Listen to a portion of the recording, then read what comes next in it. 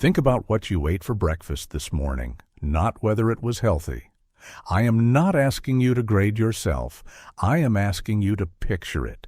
The bread, the cereal, the orange juice, maybe the yogurt from the fridge. Now, what if I told you that 3 of those things labeled as wholesome, things you have been eating your entire adult life, are doing measurable, documented damage to your brain right now? Not your arteries, not your waistline, your brain.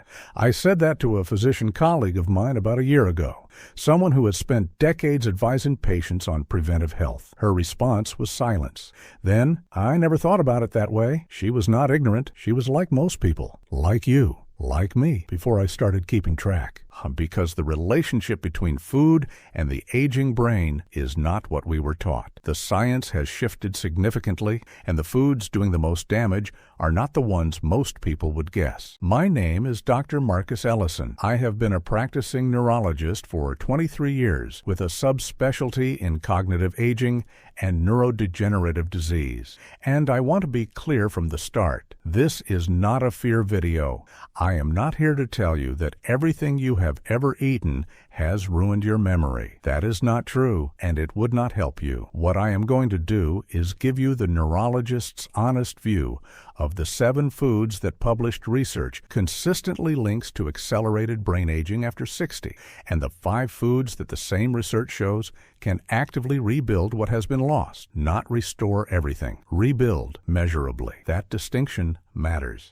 Think about a garden. In its prime, the soil is rich, dark and dense, full of the minerals that keep plants strong and roots deep. While you plant something and it grows, you water it and it holds. Now think about what happens when someone pours the wrong things into that soil year after year. Salt, cheap filler, chemicals that feel neutral at first.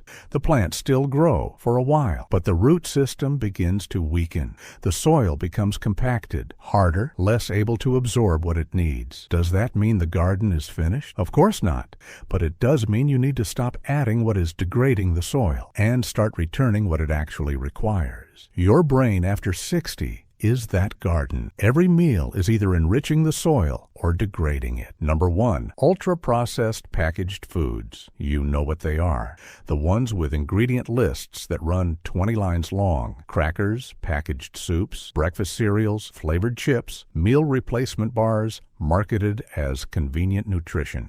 A study published in JAMA Neurology in 2023 tracked more than 10,000 adults over a decade and found that people whose diets consisted of more than 20% ultra-processed food experienced cognitive decline at a rate 28% faster than those who ate minimally processed foods. That decline begins before any symptom becomes visible. This does not mean you can never eat a cracker. I want to be precise here. Occasional consumption is not the issue. Daily, systematic reliance on foods engineered for convenience rather than nourishment is the issue. The mechanism is neuroinflammation, a low-grade, chronic inflammatory state inside the brain driven by industrial additives, emulsifiers, and excess omega-6 fatty acids from cheap seed oils.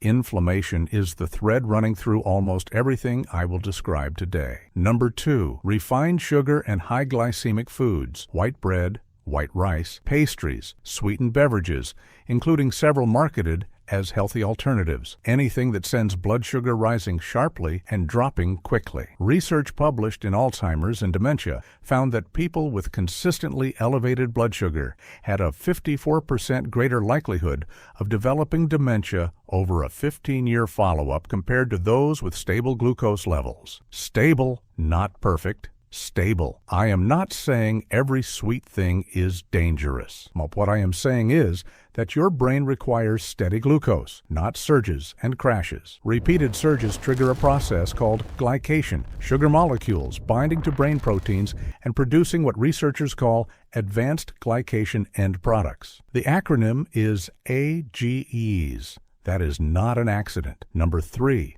artificial trans fats. You may have heard they were banned, and in many countries, partially hydrogenated oils were phased out over the past decade, but they persist in certain imported products, in some commercial baked goods, and in foods labeled 0 grams trans fat, a label that legally permits trace amounts to remain undisclosed. A study published in Neurology found that adults with the highest intake of trans fatty acids had brains showing significantly more white matter lesions, microdamage to the connective tissue linking brain regions, compared to those with the lowest intake. White matter lesions are associated with cognitive slowing, elevated stroke risk, and early dementia. Check the ingredient list. The phrase partially hydrogenated anywhere means trans fat is present, regardless of the front of package claim. Number 4, alcohol, even moderate amounts. This is the one that makes people uncomfortable. A glass of wine at dinner, a drink at a family gathering. These feel civilized, earned. But a large-scale analysis published in the BMJ involving over 550,000 adults found no safe threshold of alcohol consumption for brain health. The hippocampus, the structure most central to memory formation, showed measurable volume reduction even in light drinkers compared to non-drinkers. Have you ever changed a long-standing habit after the evidence shifted and found it less difficult than you expected? Tell me in the comments. Because in my experience, the patients who make the most lasting progress are those who can genuinely update their thinking when the data warrants it. Not every moderate drinker will experience accelerated cognitive decline. I am not saying that. What the research shows is that for the aging brain specifically, alcohol accelerates hippocampal atrophy faster than in younger adults. The same amount causes more damage at 65 than it did at 40. Number 5, high-sodium processed foods, canned soups, deli meats, pickled products, packaged sauces, anything relying on salt as its primary preservative or flavor carrier. Research from Columbia University published in Nature found that a consistently high sodium diet reduces the availability of nitric oxide in the brain's blood vessel lining. Nitric oxide is what keeps those vessels relaxed and open. Without sufficient nitric oxide, small vessels stiffen. Blood flow to critical brain regions decreases. Cognitive function follows blood flow, always. This effect operates independently of blood pressure, though hypertension compounds it significantly. The direct vascular mechanism in the brain is underappreciated and accumulates long before it becomes clinically visible. Number 6 are charred and processed red meat, sausages, hot dogs, cured deli meats, and red meat cooked to the point of blackening. Not occasional modest consumption of unprocessed red meat. That distinction matters, and I want to be clear about it. A well-cooked piece of beef once a week is not what this is describing. When meat is cooked at high heat, it produces compounds called heterocyclic amines that cross the blood-brain barrier and generate oxidative stress in neural tissue. The saturated fat load in processed red meats additionally increases systemic inflammation through the same neuroinflammatory pathway as the earlier items on this list. A study in the American Journal of Clinical Nutrition found that adults who consumed processed red meat 5 or more times per week had significantly higher neuroinflammation biomarkers than those who consumed it fewer than twice per week. Habitual is categorically different from occasional. Number 7, artificially sweetened drinks, diet sodas, sugar-free flavored waters, zero-calorie energy drinks. The brain expects sweetness to mean incoming calories. Artificial sweeteners deliver the signal without the substance, and the brain responds to that mismatch in ways that matter. A research published in Stroke, the Journal of the American Heart Association, found that adults consuming 1 or more artificially sweetened drinks daily had nearly 3 times the risk of stroke and dementia compared to those who rarely consumed them. The proposed mechanisms include disruption of the gut microbiome and its chemical communication pathway to the brain, as well as altered insulin signaling triggered by repeated false sweetness signals. Not every person who drinks a diet soda will develop dementia. I want to be precise, but the risk signal is large enough and the data consistent enough that I would not recommend these drinks to any patient concerned about long-term cognitive health. Here is what is actually happening inside your brain.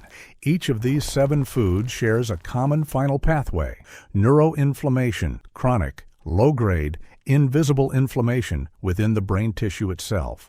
In a healthy brain, resident immune cells called microglia monitor for damage and clear it efficiently. They are the brain's maintenance crew. But when the diet persistently delivers inflammatory signals, refined sugars, trans fats, processed additives, alcohol, excess sodium, those microglia shift into a permanent defensive posture. They stop maintaining and start fighting against no specific threat. That chronic activation releases compounds called pro-inflammatory cytokines, chemical messengers that protect in short bursts but damage neurons when sustained at low levels over years. On a landmark paper in Nature Neuroscience published in 2019, identified chronic microglial activation as one of the earliest measurable changes in brains that eventually develop Alzheimer's disease, appearing years before any symptom becomes detectable. The same inflammatory pathway is modifiable, not always completely, but meaningfully. I'll call him Raymond, name changed for privacy.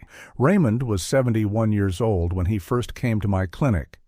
A retired civil engineer, precise, methodical, a man who had spent his career solving problems that could not afford error. He came in because his wife had noticed he was repeating himself in conversation. Raymond had noticed too, but attributed it to fatigue. He sat down and said, "I know something is off. I just do not know whether it is age or something worth worrying about." I spent 90 minutes with Raymond that first appointment. We ran a full cognitive assessment and an MRI with vascular imaging. What we found was not early Alzheimer's. What we found was significant white matter change, small vessel disease driven by vascular inflammation, and a dietary pattern that was textbook for what I have described today. Daily processed deli meat, regular diet soda, heavy reliance on packaged foods, almost no omega-3 fatty acids in his regular diet. Raymond did not make changes casually. He made changes when the evidence warranted them, so I gave him the evidence. Over 8 months following a specific dietary protocol with support from a registered dietitian and a 12-minute daily walking habit, his follow-up MRI showed no new lesions. His cognitive scores on 2 measures had stabilized. His wife told me the repeated stories had stopped. At his last appointment, Raymond said, "I spent 40 years calculating load tolerances for bridges. I never thought to apply the same logic to what I was putting on my own brain." The last time I heard from him, he was teaching a problem-solving seminar for newly retired professionals at a community center 2 mornings a week. Write these down. 1. Fatty fish, salmon, sardines, mackerel, at least twice a week. These are your richest dietary source of DHA, the omega-3 fatty acid that forms a significant portion of the brain cell membrane structure. The Finger Trial, a randomized controlled study published in the Lancet Neurology, found that a dietary intervention anchored in omega-3 fatty acids improved cognitive performance in adults over 60 at elevated risk for dementia compared to controls receiving standard guidance. 2 portions per week is the minimum effective dose established in the research. 2. Blueberries, 1 cup of 3 or more times per week. The flavonoids in blueberries cross the blood-brain barrier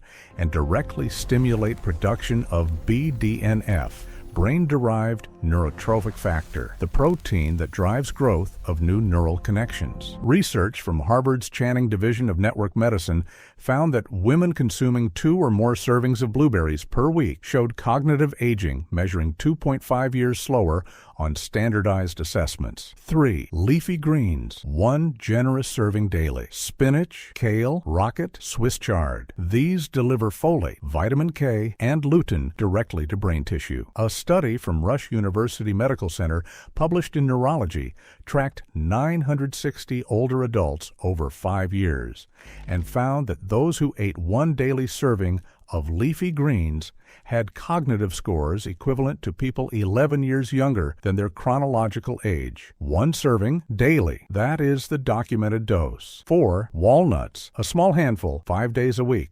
Walnuts are the only tree nut with a meaningful amount of alpha-linolenic acid, a plant-based omega-3. They also contain polyphenols that directly reduce neuroinflammatory markers. Research in the Journal of Nutrition, Health, and Aging found that regular walnut consumption was associated with better working memory and faster cognitive processing speed in adults over 60 compared to matched controls. 5. Extra virgin olive oil. 2 tablespoons daily. On food rather than at high cooking heat.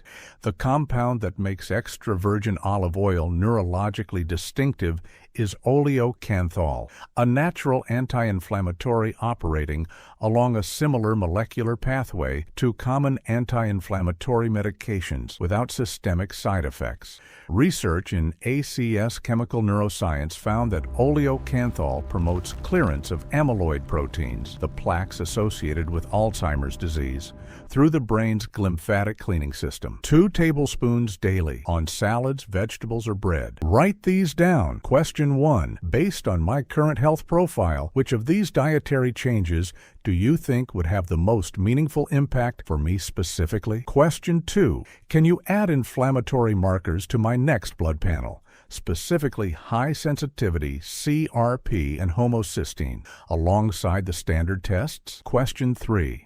Do any of my current medications interact negatively with omega-3 fatty acids at a clinically relevant supplemental dose? Question 4. What is your current view on the relationship between diet and cognitive aging, and how is it informing the recommendations you are making to me? That final question is the one that matters most. A doctor who engages with it specifically and directly is giving you something valuable. One who dismisses it is also giving you information about how thoroughly they have engaged with this area of medicine. Here is what the science actually shows when you look past the alarming statistics. The brain is not a fixed structure waiting to decline, even after 60, even after 70.